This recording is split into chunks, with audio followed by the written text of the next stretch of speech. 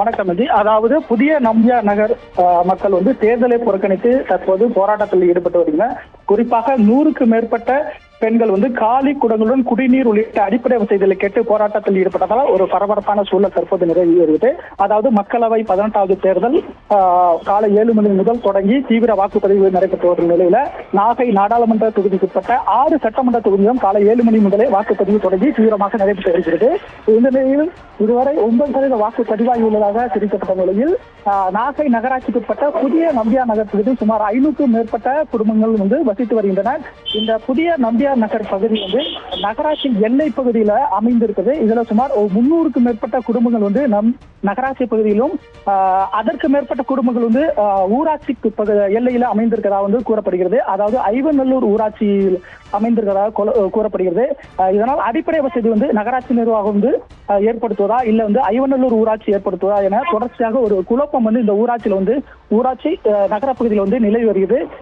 இது தொடர்பாக மாவட்ட நிர்வாகத்திடம் பல முறை மனு அளித்தும் எந்த நடவடிக்கை எடுக்கலன்னு ஒரு குற்றச்சாட்டு எழுந்திருக்குது. இதனால் இன்னைக்கு ஆத்திரமடைந்த பொதுமக்கள் 100க்கும் மேற்பட்ட பெண்கள் காலி குடங்களுடன் நாடாளுமன்ற தேர்தலை வாக்களிக்க போவதில்லை என கண்டன முழக்கங்களை எழுப்பியவாறு புதிய நம்பியார் நகர் பகுதிகளில் ஒன்று கூடி தங்களுடைய கருத்துக்களை கண்டன கோஷங்களாக எழுப்பி வந்தனர். இதனால் அந்த நிலையில் ஒரு பரபரப்பான சூழல் ஏற்பட்டுள்ளது. தொடர்ச்சியாக காலை முதலே வாக்குப்பதிவு தீவிரமாக நடந்து வரும் இந்த நிலையில புதிய நம்பியார் நகர் பகுதியில் குடிநீர் வசதி, கழிவுநீர் வசதி, குறிப்பிட்ட அடிப்படை வசதிகள் எதுவுமே இல்லை என தெரிவித்து புதிய நம்பியார் நகர் மக்கள் இந்த போராட்டத்தில் ஈடுபட்டதுனால தேர்தல் வாக்கு சதவீதம் குறையும் என மாவட்ட நிர்வாகம் சார்பில் தெரிவிக்கப்பட்டிருந்தாலும் தொடர்ச்சியாக அதிகாரிகள் பேச்சுவார்த்தையை நடத்தி தற்போது அவர்களை வாக்களிக்குமாறு தெரிவித்துள்ளார்கள்.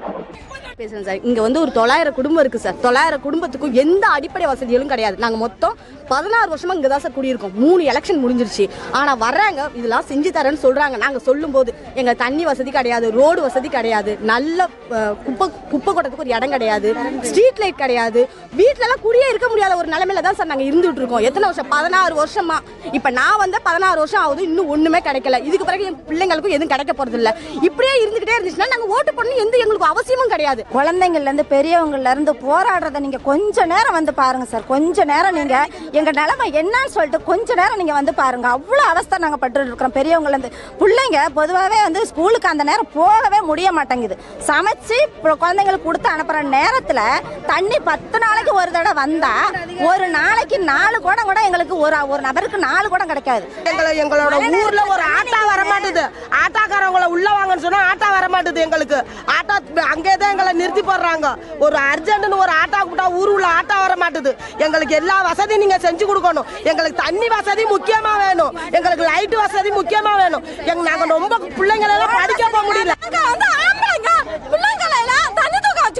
ஏன்னா இப்ப நீங்க போராட்டம் பண்ணா 2 நாளைக்கு தண்ணி வராது, தண்ணியே கிடையாது. எங்களுக்கு வருஷங்களுக்கு இதுதான் நிலைமை. எங்களுக்கு தண்ணி டேங்க் வேணும், ரோடு வேணும். எங்களுக்கு இதுக்கு ஒரு தீர்வு வேணும்னு எல்லா பிள்ளைங்களும் அதுக்கு மேல ஒரு மண் அடிச்சு கொடுத்தாங்க. அந்த மண்ணில வண்டி தள்ள முடியல.